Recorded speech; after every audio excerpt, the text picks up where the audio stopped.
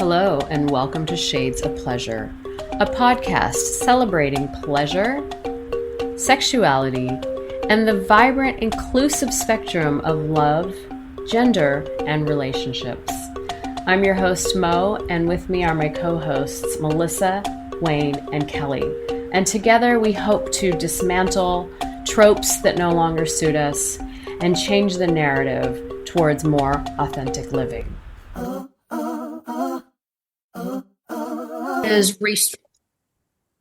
The topic is restructuring a relationship or just changes in the format of the relationship, whether that's a full breakup or whether that's, staying in a relationship because of co-parenting or staying because of friends or staying because you're in the same pod, whatever, but just how difficult it can be to shift the dynamic.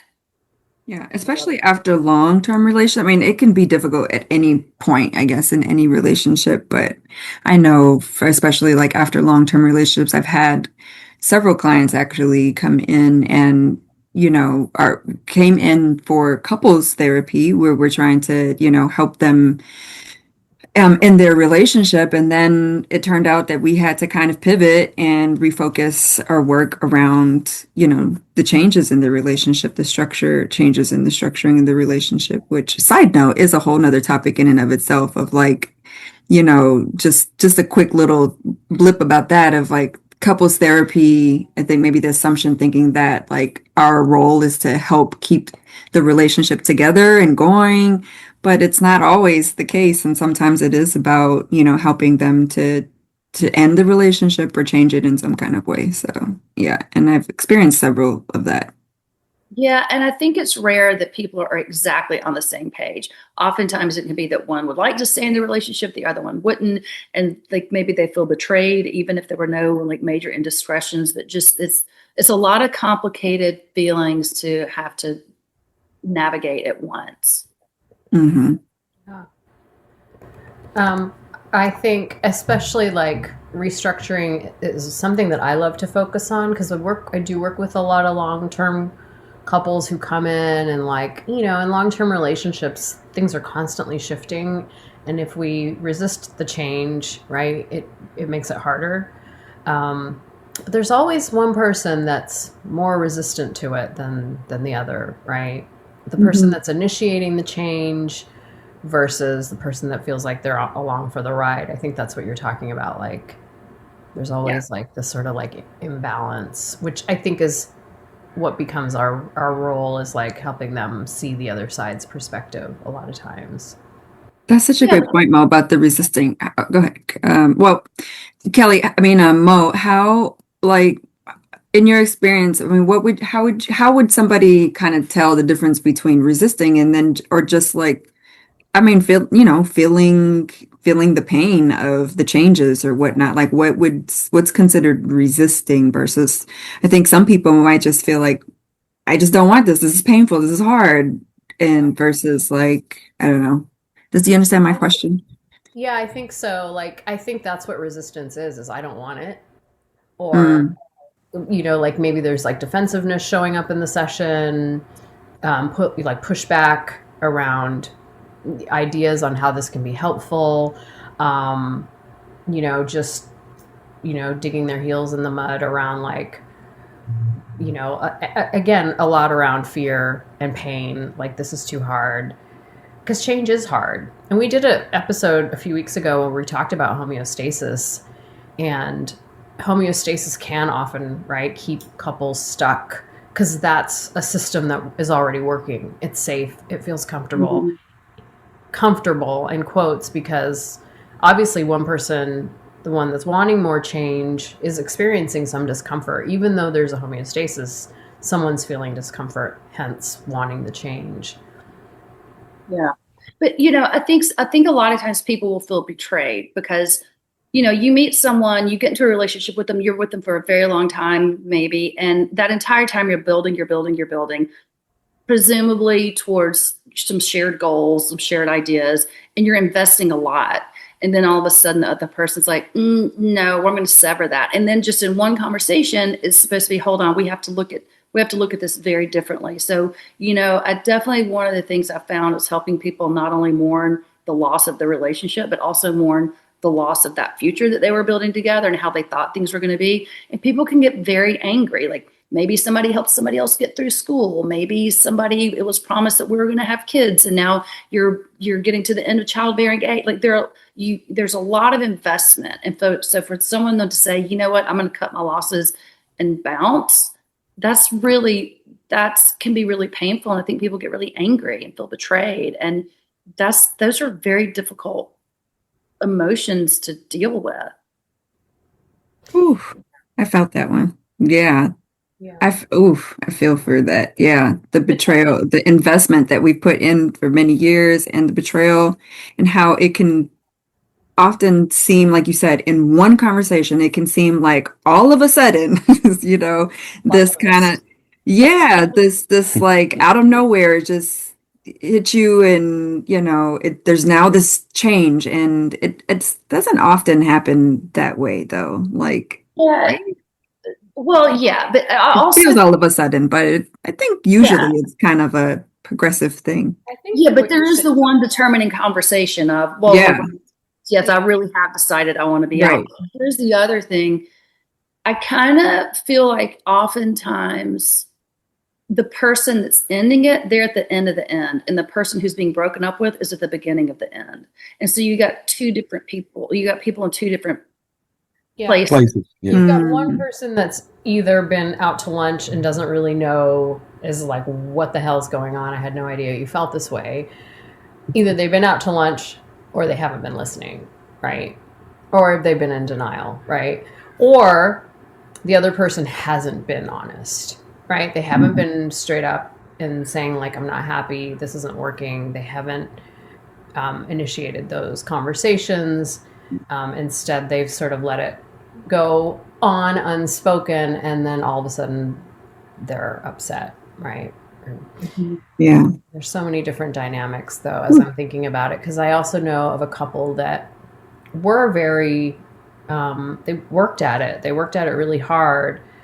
But what I noticed was one partner just would never respect the other person's wish, right? Like if the person said, I need more of this, or I need more of that, or I need more space, that the other partner just always pushed back on that, and like almost like wouldn't take no for an answer, or wouldn't respect what the other person wanted. And now, they've broken up and whatnot. But like, I feel like there's that too. It's like, if your partner asks for something, and even if it's hard for you, if you don't go along with it, in a sense, you're not respecting their wishes, right?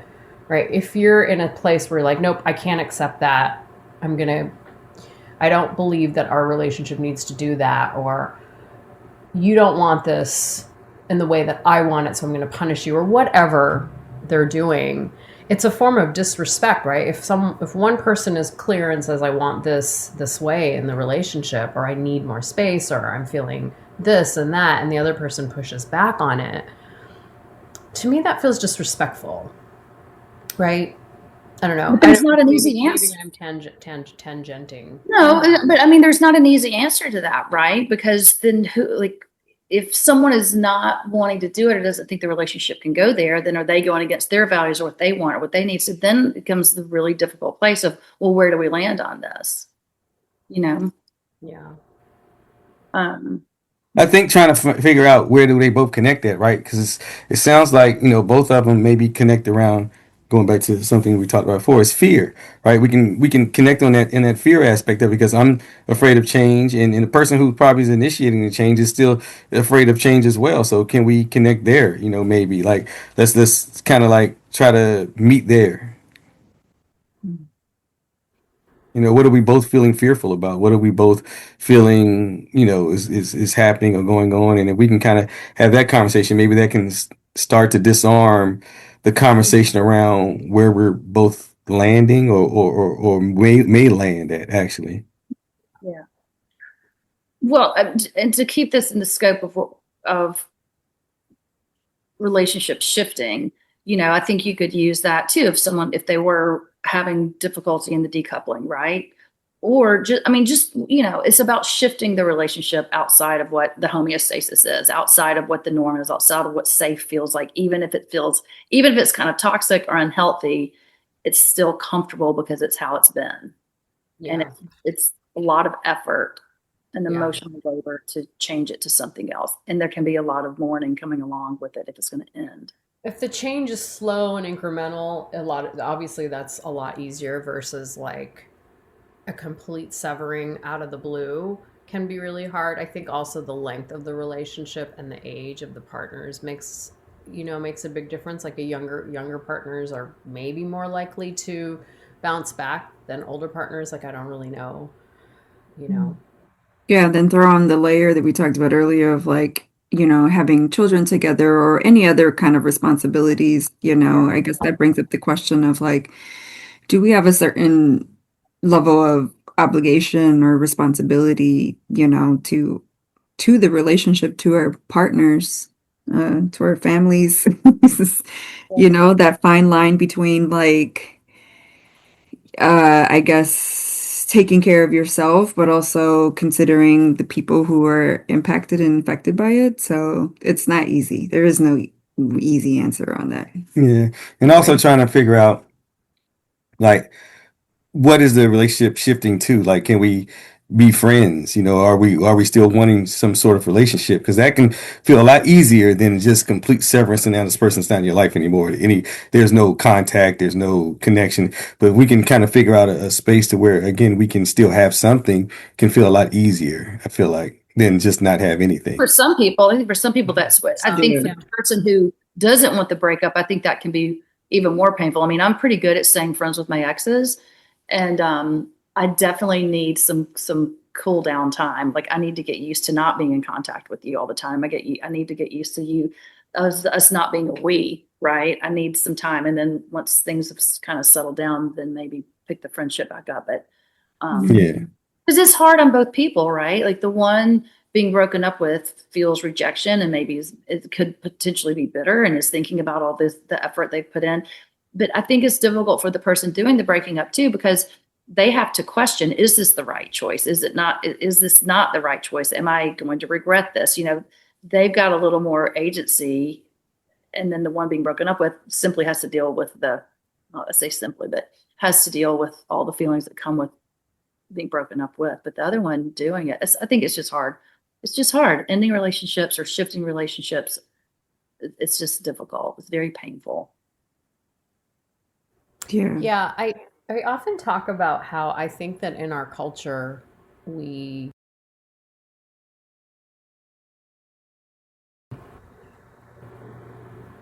associate breaking up with being angry, right? Like let's get into a fight and then we have to break up, right? Or breakups happen because we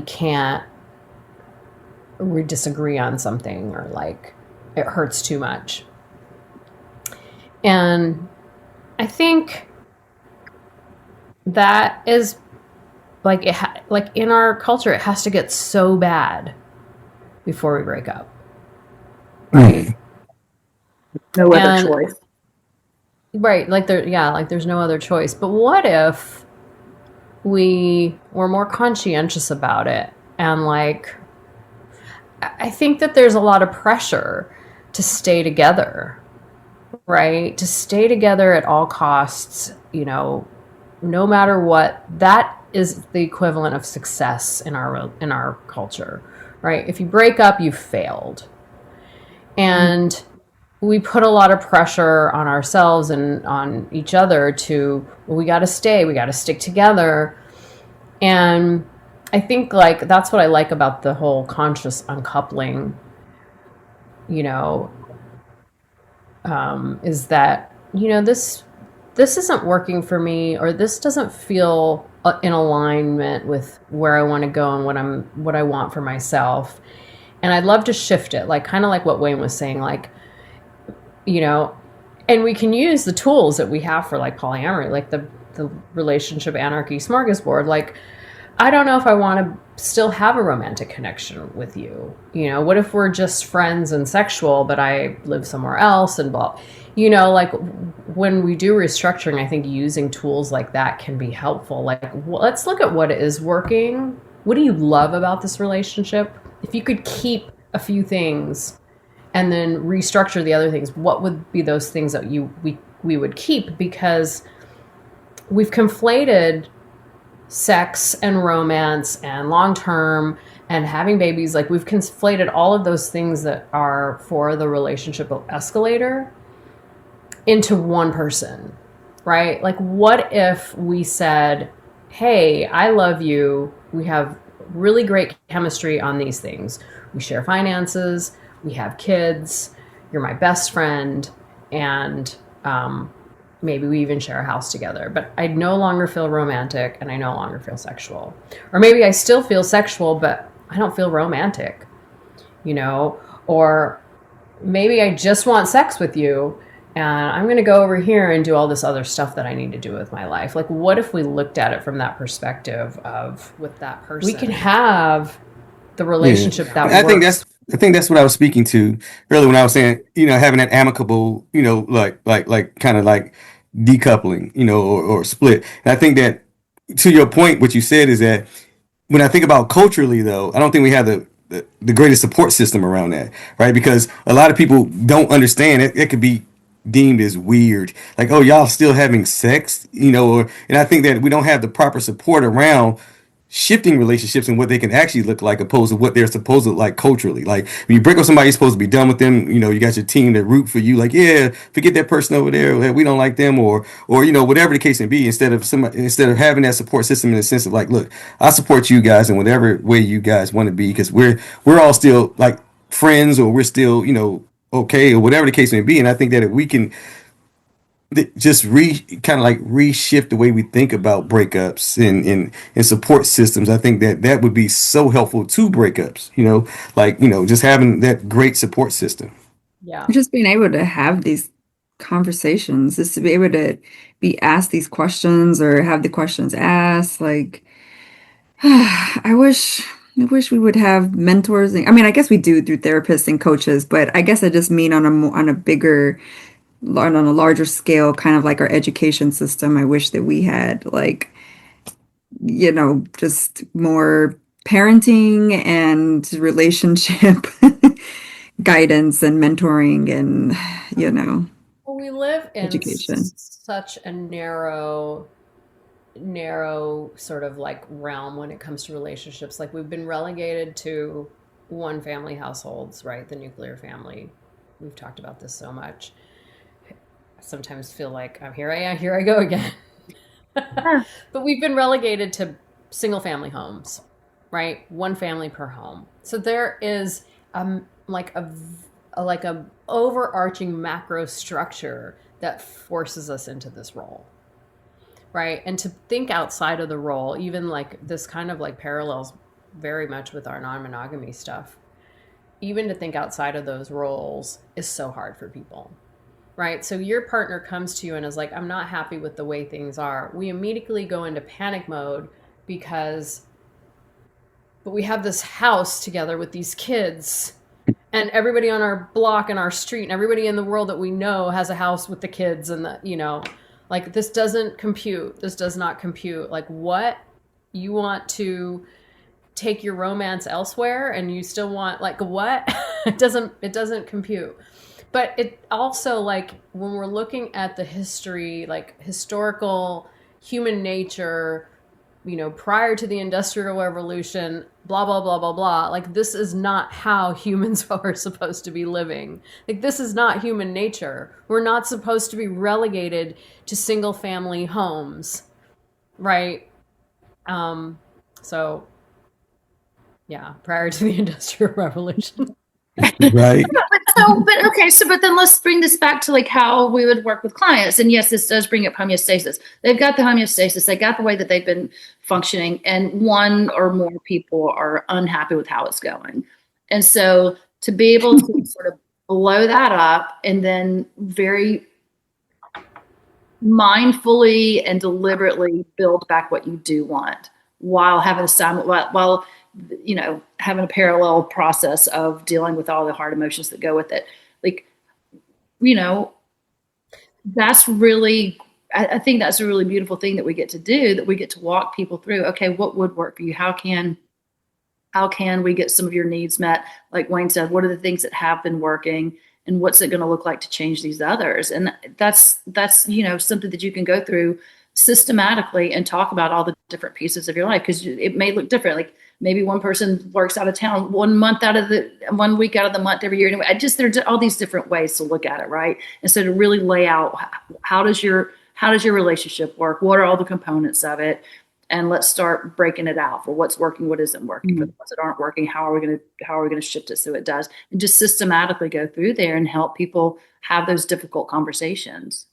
I mean, that sounds beautiful, Kelly. You need to have a TV show. But I'm really like, how the heck do you do that when? I'm going to just like pose a scenario for you. One partner, 20 years later is like, I'm not happy. I don't want to be with you. Like has been holding on to this anger for maybe 10 plus years and has finally come to the breaking point. But in no time in those 10 years did they say it. So you're talking about, let's be systematic about this and let's make it like this very conscious uncoupling or decoupling or restructuring.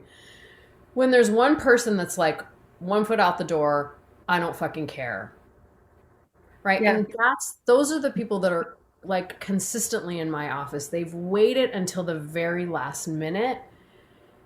And like one person is out the door and like, yeah, it's now our job to help them restructure in a systematic way. But we're dealing with one person that has been trying or has been frustrated for a consistently long amount of time, and they don't have any energy anymore, or they don't even care, and they don't even want to be here. Like this is their last ditch effort. Like, yeah, well, I mean, people that are always showing up in my office. I don't know about you all, but no one's coming for preventative. No one's showing up like, yeah, we just want to talk about stuff before it gets out of hand. I do have a couple that did that I've been working with for a while. Love them. But most people are waiting till. Yeah. Well, I mean, I think you have to have two willing participants, and it sounds like, there may not be willing participants. So I guess you just do damage control and try to not let it get worse. But if one person isn't wanting to build things back, even if it is, or they're just not patient to do it systematically. They're like, nope, this is what I want. And like the other person, and I'm genuinely curious as a therapist who's been doing this for so long, like I'm at this point where it's become really hard because this person, it's almost like every single couple is so checked out. And then the other person's left holding the bag. Like, I don't want this. I want this to work. I'm willing to do anything. And they become the identified patient. Every single time. I think I have some things to say about this. Well, one with kind of a personal part that Wayne, one day I was so overwhelmed in grad school when I was in grad school to become a therapist, and I was ready to quit. And Wayne like really hit me with something that like wowed me. And he was like, listen, because a lot of stuff was coming up in grad school. They don't tell you this, but a lot of your own stuff, a lot of your own shit comes up through your classes and the courses that you take and therapy you have to go through and stuff. And a lot of stuff was coming up for me that I just didn't know was there. And I was overwhelmed and ready to quit. And Wayne was like, all right, well, listen, I validated my experience and everything, but then said, the thing is, like, this stuff isn't going away. You're going to have to deal with it, whether you're in grad school or you're not, or you quit and you're not in grad school. And why not continue through grad school, learn the stuff, like it can potentially be supportive for you in this, even though it feels hard now, right? So anyway, so I bring that to say, like, with therapy and clients, like I think prior to helping them restructure and get systematic on like the relationship dynamic changing and whatnot, is kind of doing the same thing, but for their emotional process, like kind of putting the focus on the emotional piece before the, getting into the restructuring and the solution and whatnot. So addressing kind of the emotional piece, and that there can be some kind of guidance structure process, like, psychoeducation on what that process can feel like, or what can it be like, so that they're not just in it. They're like a little tiny baby step outside of it, and we get to kind of let them know, like, hey, this is what it can feel like, what it can look like when you're going through a breakup, going through a relationship.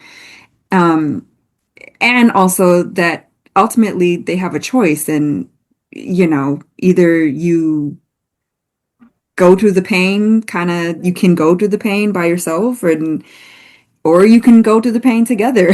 And I mean, it's no choice is wrong or bad, but I think maybe kind of highlighting that for them, and giving them the option that they can actually go through it together, as painful as it is, and they can always change their mind too, but that there is a way through, and it doesn't have to be, what we think it's going to be or whatnot. I hope that makes sense. But now, practically, how do you do that? I mean, I don't know. I've kind of just been working, day by day and intuitively with clients, and sometimes it can feel and look chaotic and a mess, and that's because it is, because that's what they're feeling and going through.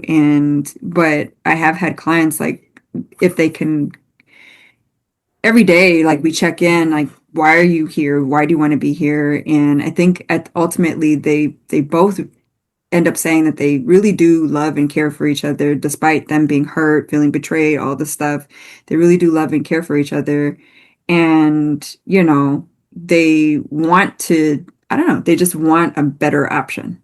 And they just kind of keep coming, having a space to be heard and felt. And then, there's like these moments where you just kind of like, well, how about this? And what about this? And I think people started to see the light when they started to feel like, oh, there is something beyond and something here for me. How we talk about in non-monogamy, how we're like, what's your personal why? Like, why are you being non-monogamous? Same thing. Like, maybe the breakup, it feels like it's happening to you because you didn't necessarily choose it, but there's still something here for you, and you get to kind of choose and decide what you want to get out of this. And I don't know. Yeah.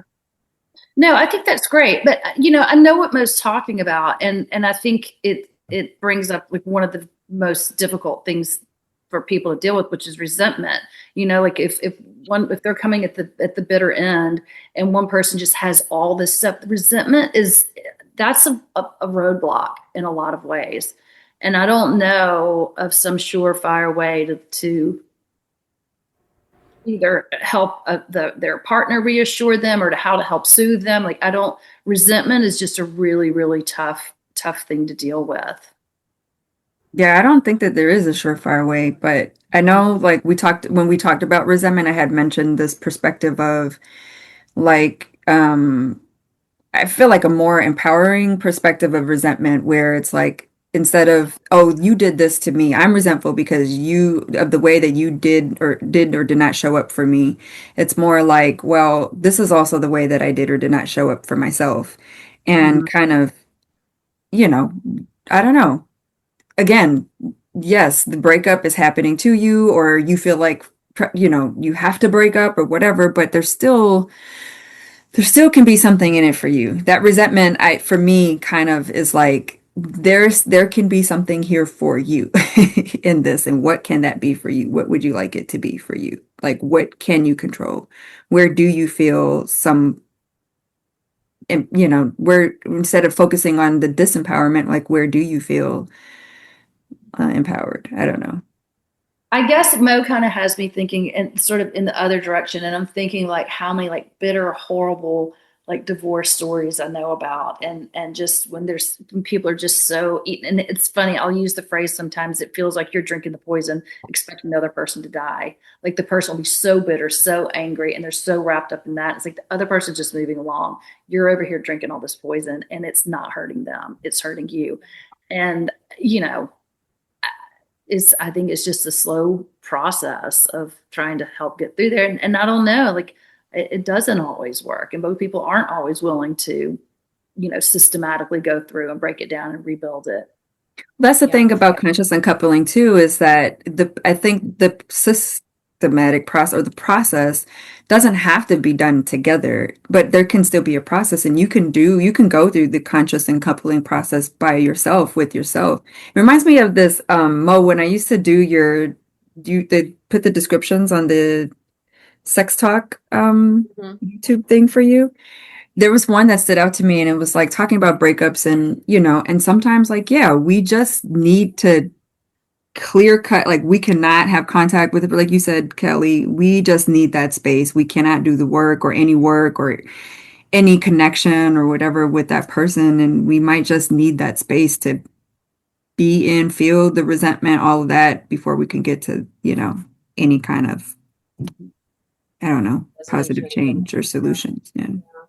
Um, when you were talking, I really like that idea of sometimes we have to do the healing ourselves, right? Like this idea that we can consciously uncouple together, great, fine. But if one person is not willing to do that yet, like Kelly was saying, like sometimes we have to do the work on our own. I think that's totally okay and valid as Yeah. well. And the goal doesn't have to be friends, it Mhm. doesn't even have to be like amicable. But I do think that like a lot of this can be prevented if we are able to talk about our feelings openly and early on. And I think that that is what most people are missing, right? Like a lot of this restructuring, decoupling stuff can be dealt with head on if they're brought up early on in the relationship in an authentic way. But I think that a lot of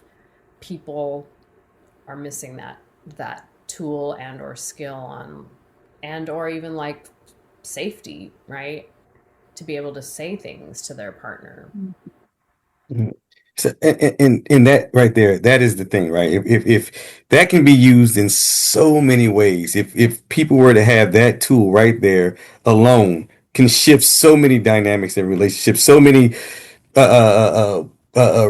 resentment. It gets shit because now it's preventive, right? We're preventing a lot of things building up, and because we have that space to talk in the beginning, we get to talk about what the relationship looks like for us, desires, feelings, emotions, all these things we get to talk about. How I'm, in that in itself would be so helpful. And I use that tool as well when I'm working with couples. Like, but it sucks that we have to that now you've been in your relationship for so long and now you're just now getting introduced to this. If we could introduce that at the beginning, oh my gosh, man, like Well, game and here's changer. the thing, when the relationship's going good, everybody thinks they're great communicators, right? Like everyone's like, "Oh, me and my partner, we communicate so great. We talk about everything." And like there's no need for couples therapy at that time, right? In those early stages, people are just like things are really going really well. I believe that, you know. And oh my God, we have so much in common and things are going so good um and people ignore red flags. Like I have a couple right now. I'm not going to share the details, but I'm like, really? You're gonna do that next thing together? And you're gonna do that next thing together. Like, you're gonna you're gonna escalate into all these things, but we've got all of these red flags that we've been dealing with in the relationship. you know um People Yeah, are hopeful.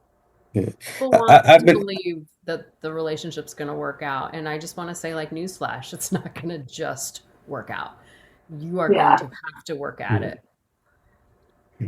Yeah, I've been asking my couples recently about, like, is there anything that we feel as though has been hard for us to talk about or that we've been avoiding, because and when in that exercise I kind of like, and I kind of like even pick something small and then I go into that, like, so why was it so hard to say that? And I start to show, like, we say that we want to create this safe space, but how can we have safety without trust?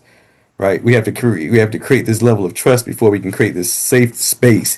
And I think that it's been really helpful for my couples because it's like, oh wow, like it's really helped because I now am able to see when it feels like I feel resistance to saying something or worry about the reaction. And it's not, and now I know it's better to just say it and deal with it opposed to holding it and kind of building that resentment that we talk about. Yeah. Where did Kelly go? Yeah, where did Kelly? Yeah. I think she's Oh. she's just hidden.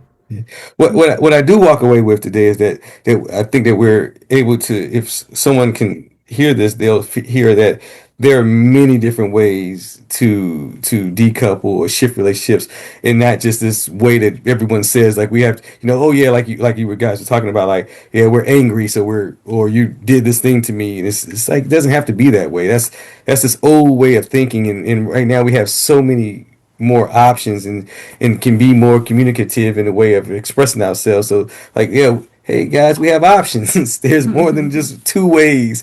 I mean I that. think the anger, the anger and the fear causes people to want to do one thing, like blow everything up. We've talked about that in the non-monogamy thing, right? The whole fear thing. And when people are calm, they do want to work things out, or they're more open to things. But like what you said, I think it was you, Melissa, that was like, we do have to like help them focus on like regulating the healing because a lot of it's traumatic, right? So we're working with the trauma piece, helping them heal trauma, heal betrayal, all the things that feel like betrayal, simultaneously restructuring. And, you know, it's a lot. It's a lot for them, for the person that is experiencing the trauma to do. And so a lot of times they're getting re-traumatized in their relationship, trying to restructure, and the re-traumatization's happening at the same time. So it's, we do have to kind of like be working on both pieces at the same time. Yeah. I mean, I'm glad you, oh, go ahead. No, go ahead, Kelly. I'm glad you brought up the trauma piece, because I think we have to, really be able to look at, why is it that this is so scary? Is it because you've had bad experiences your entire life when you shared your emotions? Is it that you never learned how to share your emotions? Is it that within this relationship specifically it's not turned out well? But there are reasons why those things are scary to approach and why those things are scary to say. And I think to really, have a moment of understanding why that is, to give yourself grace, and so that you don't feel that you're a failure for not being able to do it. But there are reasons that this is scary. Yeah. I was just gonna say, even before, like, to reply to what my own thing that I was saying about addressing the emotional pieces first, and maybe even before that, Mo, to your point about trauma work, is like, kind of sometimes I have to treat it like, like a crisis. I mean, relationships ending, it can is, a life crisis. And in crises, I think we're trained to really focus on the, like, in the moment things, and so even emotional processing and things like that, can't even do that yet, because we are just dealing and addressing like very acute, in the moment, like, let's make sure you're safe, like, let's just get you through the day type of thing. So Yeah. Yeah. Yeah. I think that's what I'm talking about. Like, it all sounds great to restructure and do it in a systematic way. But yeah, if the client is completely destabilized by the breakup, or, the decoupling or whatever, then yeah, we have to deal with that first. Right. I mean, and to the point I was saying of like, but when there is somebody to help you, to guide you, whether it's a therapist, coach, whatever, mentor, I think even just that piece, that is a piece that when we share with clients, especially if they're new to therapy, letting them know, like, front loading that the therapeutic process, there is kind of this common experience of starting therapy or Mhm. whatever that can happen, that can go through, not that you would go experience it the same exact way, but it's just something to think about. And that, I think, I know for me, was really helpful, so you kind of have an idea versus just being in it or blindly going through it or whatever. You kind of have this idea of like, okay, there is somewhat of a process, it's not linear, but these are the things that I can kind of like be aware of and mindful, that can make it a Yeah. little bit less scary Yeah. and bring some light to the situation. Well, there we go, a whole hour. There you go. Nice. Good Right. talk. I don't know if I have anything else to say about it. I've got a Yeah. class. Okay. All right. Thanks, everyone. Thanks Over and for out. tuning Bye, in. y'all. Over and out. All right, everybody. Okay. Bye. Bye.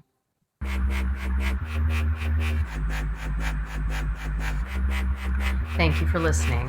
Shades of Pleasure podcast is currently unsponsored and is brought to you by Los Angeles Sex Therapy and Last Collective in partnership with Shades Therapy and Shades of Non-Monogamy. To support our endeavor so we can continue to bring this pleasurable content, please visit our Substack at pleasureforthemasses.substack.com. Thank you for listening, and until next time.